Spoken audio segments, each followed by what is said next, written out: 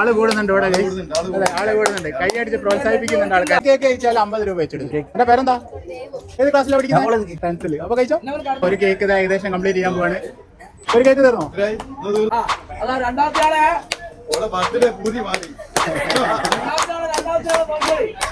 മതിയായോ? രണ്ടാമത്തെ കേക്ക് എടുത്തിരിക്കുകയാണ്. കേക്ക് എങ്ങനെയുണ്ട്? അടിപൊളി കേക്കാ. രണ്ടാമത്തെ കേക്ക് ഇതാ ഏകദേശം ഫില്ലായിക്കൊണ്ടിരിക്കുകയാണ്. അപ്പൊ 50 രൂപയും കൂടെ നേടാനുള്ള ശ്രമമാണ് ഇപ്പൊ നടത്തിക്കൊണ്ടിരിക്കുന്നത്.